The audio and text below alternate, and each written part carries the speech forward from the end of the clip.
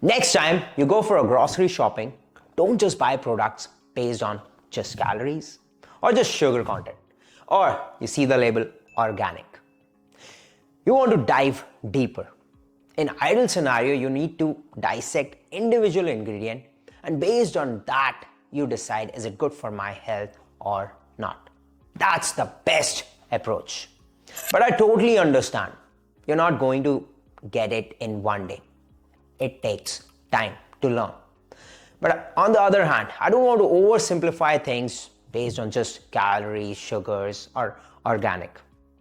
I want you to dive deep, go into a depth. If you truly care about your health, if you truly care about your family's health, if you're truly obsessed with your goal.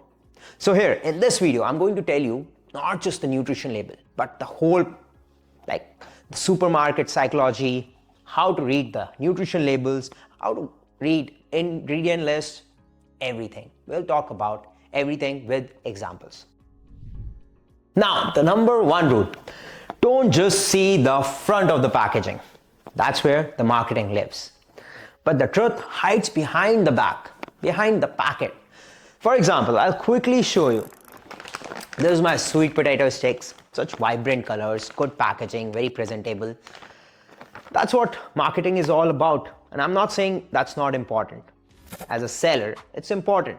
You need to present your product well so that it can sell and you can earn out of it. But as a consumer, if you truly take care of your health, you want to go back and start checking out the ingredient and nutrition facts. You know, whenever you enter a big supermarket, they have been designed in that way so that every aisle push you towards the shiny objects, towards the processed foods. So just stay in the perimeter zones. For example, in fruits, vegetables, dairy, whole grain areas. That's it. That's how you start it. You don't have to really hit every aisle to see what's new product is all about. Just stick to basics for your health. Don't keep wasting time in the supermarket. On to number 2. Start with the ingredients list. Yes, that's the real story. I know most of the people read the nutrition label or nutrition facts first. That's fine, you can do either. Ingredients are listed in descending order by weight. What do you mean by that? I'll just quickly give you an example. So first ingredient, we have refined wheat flour. Second, we have sugar. Third, we have vegetable fat, mix of some oils, rice bran, palm oil, sesame oil. Then we have skimmed milk powder. We have baking ammonia, and the first refined wheat flour is in the maximum quantity. Then we have sugar and so on. That's how the ingredients has been listed. Usually if there are more than 8 to 10 ingredients, probably it will be ultra processed or processed. But again, as I said, you need to dissect individual ingredient and see if it's good for your health or not, or if it's good for your goals. Understanding these, it takes time. It is hard. As I said, first day in your gym, you cannot be muscular, right? With consistency, you will learn. Same thing with nutrition, understanding these ingredient list. And if you want to take care of your health, trust me, training and nutrition goes along, like side by side. So you need to take care and learn both of the things together. Now, so I try to keep my ingredient simple, not too much complicated. And as I said, even if you don't know, just familiarize with some ingredients, go back home, Google it out, YouTube it, and that's it. It's not a rocket science, trust me. I will give you one more example. I've taken 2 biscuit packets and we'll compare. Okay, so with ingredients only. So I have refined wheat flour, 1, sugar 2, then vegetable oils. They have mixed of 4 oils, 3, skimmed milk powder, we have salt, cumin 6, baking ammonia 7, custard powder 8, some artificial flavor 9, food color yellow 10, then we have tartarazine 11. They say if you cannot pronounce some of the ingredients, that's probably again ultra processed. So they have like 11 to 12 ingredients in this one, and let's take out for this small packet of biscuit. So we have wheat flour, sugar, palm oil, sugar syrup 4, we have sodium, salt 5, some artificial flavors for pineapple 6, emulsifier like lecithin, this is used for binding, and turmeric color 7, 8. So this is having almost 7, 8 ingredients. So let's say ingredient wise, both are not recommended. I would not recommend to my clients, as simple as that. But still I have to choose, I will go for this one. Why? Because let's say both are bad, but if I have to choose less bad, that's why I will choose this one. I hope you get it. And that's how you have to make health choices. Now, I'm not saying you have to have these biscuits. You need to, I'm just teaching you how to read the nutrition label and how to understand and read about the ingredient list. As I said, at first, you have no clue about it, but that's okay. You go back home, Google it out, YouTube, and that's how you're going to learn about it. Let's move on. Number 3, decoding nutrition label. That's where all the numbers, calories, grams will be written. Let me show you again. We got this sweet potatoes back. I hope this time you can see it. It's pretty bright. So this is the nutrition fact, nutrition label looks like. Now, first thing is serving size. It says serving size is 80 gram. But this total pack, like a big pack, has 6 servings per container. So you have to be very smart about it. 80 gram has 240 calories in it, but in the entire package we have 6 servings. So 6 into 240, that is how much? 6 into 240 is equals to 6 4s are 12, 1440 calories. So almost 1500 calories is there in an entire packaging. So you know, some bottles have like written 90 calories per serving, but total has 3 servings, and you drink an entire bottle thinking it's just having 90 calories. Don't get tricked by that. I hope you get that. Now, after calories, let's come on to the macronutrients. So we have total fats, we have total carbohydrates, protein, and I'm sure it's easier for you to understand how much it is required for you according to your goals. But I would be more interested in other things over here. Let's say how much saturated fat is there, trans fat is there, cholesterol is there, sodium is there, and total sugars is there. How much added sugars is there? That you have to be more careful about. If it is having trans fat, cholesterol, don't buy it. As simple as that. For example, if we talk about sugar, less than 10% of total calories in a day is fine according to the guidelines. For the sodium, less than 2300 mg in a day is fine. But I don't want you to think about these guidelines and numbers, okay? Think about your goal and act accordingly. If I'm on no sugar diet, I don't want to have sugar, then I'm not having at all. I'm not saying sugar is bad, okay? But it's my goal. For example, if you ask me, it is having zero added sugar, great for me, I'll have it. But if it is having more than 5 grams, I'm not going to have it. I'm not going to take care about that 10% of total calories is there or not. I'm not calculating that, but I'm not going to have this because that's my discipline. That's the mindset. I'm building towards it. That's why nutrition facts, ingredients, everything is important for you. Let's say we take cholesterol. If it is having too much cholesterol, no, I'm not having. I will choose the foods which are better and better for my long-term health goals or my short-term goals. For example, I want to go for cutting, shredding, or I'm on bulk. That's how I will choose the products. And at last, we have some micronutrients written over here. I would say you should not be worried about that right now.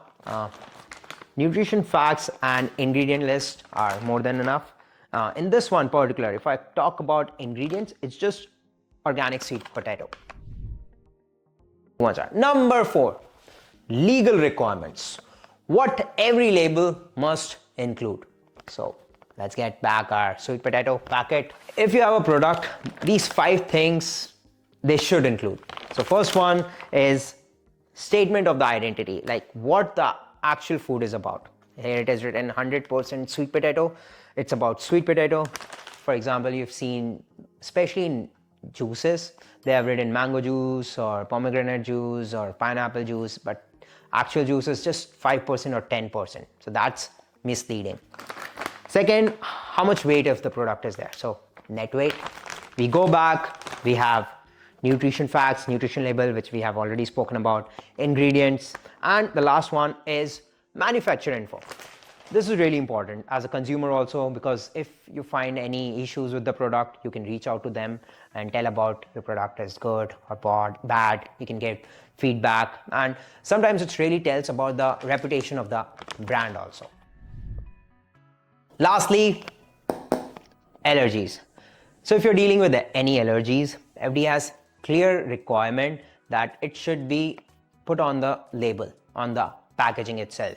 For example, it can be nut allergy, peanut allergy, wheat allergy, that is gluten, egg allergy, fish allergy, soy allergy. So this has to be written. So let's take this packet. So just beneath the ingredients, it is written contains, and it shows coconut and cashew ingredients. So cashew, some people have nut allergy, so it is written for them. If I take this packet of biscuit, it is written again just below the ingredients, it is written contain wheat, milk, sesame. People have milk allergy. It's written in front of the package. It depends on the brand. They do it on the, let's say, gluten-free on the front of the packaging, so it's clear for the consumer to just buy the product. Time for some practical examples. I'm going to compare a few products based on their nutrition facts, ingredient list, and decide which one is better out of the two. So I've taken 2 packets of Fox nuts, different brands, and so they have written calories, gluten-free, but let's get on to the ingredient list of this one first. We have Fox nuts, edible vegetable oil. They have used sunflower oil, chili, garlic, oregano, onion for seasoning, black pepper, tamarind, sugar, salt, citric acid. Now, let's go on to this one. We have Fox nuts. They have used the oil, rice bran oil, seasoning, dried ginger, garlic powder, mango, green chili, coriander leaves, cardamom, black pepper, carom seeds, iodized salt, sugar, mint leaves, maltodextrin, anti-caking agent, acidity regulator, flavor enhancer, natural antioxidants, and some added flavors. So they have everything usually. Now, sometimes the terms which you cannot even pronounce are not always the villains. They have been used maybe for binding to enhance flavor and reduces the amount of sugar and salt to increase the shelf life of the product. But right now, in this case, I don't think so it's required. So definitely this is for the win. Now, if we go on to the nutrition facts, they have a serving size of 28 gram. So it means 28 gram contains 120 calories and other things, fats, carbs, protein. But in this one, they have based on per 100 gram. So I don't know why they have done it, because the overall pack itself is 60 gram. So it doesn't make sense to put 100 gram. Better they have also done it like that, so that people can see they have less calories and play with serving size per pack, maybe 3. But I don't know. So again, this is better based on the ingredient list. Coming on to the next examples, we have some rice cakes over here, and we have a pack of biscuits. Okay, I know you have seen earlier. So again, if we talk about the ingredients, let's revise. So we have refined wheat flour, sugar, vegetable oil. They have used palm oil, sesame oil, skim milk powder. They have baking ammonia, cumin, salt, custard powder, synthetic food color, sunset yellow they have used tetrazine. So this is the ingredients for this packet. And let's come on to the ingredients for the rice cakes. We have certified brown rice and red rice and quinoa. That's it. So I think it's pretty easier to understand, pretty simple ingredients. So this is way better for your health than this one. Now coming on to the nutrition facts.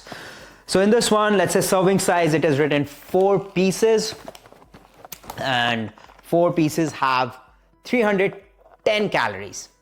Almost 64 grams, 310 calories. And this one has 2 cakes, serving size 14 grams, which is having just 50 calories. And we talk about carbs, this is having 12 gram of carb, protein 1 gram, and this is having almost 45 gram of carbs, and sugars 6 gram, 4 gram added sugars, protein is 4 gram. So again, it's like way high in calories, and this is pretty simple ingredients and way less in calories as well. Next one in my hand is paneer. This is Verka brand, and one more I've seen, Nanak brand. So if I see the ingredient list for this paneer, first it has pasteurized A2 milk, acetic acid, vinegar, and lactic acid for lactose. So that's how they have made paneer. But if you see the Nanak brand, they have, I don't know the exact labeling, but they have milk, they have potassium, they have used some calcium, again vinegar, xanthan gum. Then again, all those things are not required in paneer, as simple as that. So I think this is a better option, and there are different brands, so that's how you read the ingredient list. Pretty much if I talk about the nutrition facts for both the paneer, it might be same, maybe one has low fat, that's it. But again, check out the ingredient list. Lastly, I also want to talk about the quality of the product. For example, especially in dairy and egg products, how you talk about the quality, because nutritionally, if generally speaking, if we see calories wise between two eggs, they're almost same. Protein wise, again same. When you talk about milk, of course there are different brands having 1%, 2% fat milk, but generally the calories are similar. So in that case, you need to be extra aware on the quality of the product. The quality food would be costly. So how I would buy it, how I would do my groceries based on, what they are eating to their hen, to their cows. For me, I want to keep my dairy, especially my egg, especially as organic or from local farms. Whatever the best written on the packaging, maybe 100% certified grass-fed. I'll quickly show you. This is it, where it's written grass-fed milk, 2% milk fat. Same thing for my eggs from the organic small family farms. I got it, or I generally go to some farmers market near me, and all the local vendors are there. I buy from them. So that's super important when it comes to quality of the product. I'm not saying you're going to learn everything, but as a coach, it's my job to go in depth, and whatever you can learn from this video, start applying, start executing. I've explained so many things in the video and have given a lot of examples also, but this is a quick test for you. Let's see. So what we are going to do, we are going to assume 2 bars. I'll try to keep it simple, not too complicated. So we have bar A, protein bar. Let's call it protein bar A. Having protein is 12 gram. Let's say it has sugar 2 gram. Sodium it has 100 mg. Let's talk about the ingredients. Whey isolate, almonds, we have honey. Let's go to protein bar B.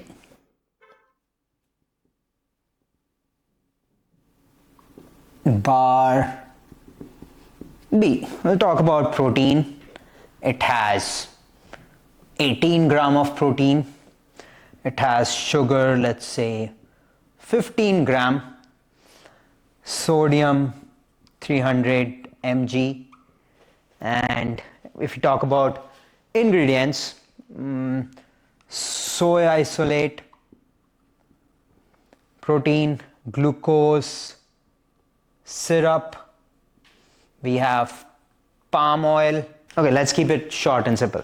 Now, based on these 2 bars, tell me in the comments which one you're going to select according to your health goals, and generally also which one is better out of these 2. So reading labels is like learning machines in the gym. You don't get muscular from day 1. You start building that consistency. Same thing with the nutrition label, understanding the ingredients. First time you go to the grocery store, just check out only 2-3 ingredients and learn about them. We have ChatGPT, we have Google, YouTube. Do it.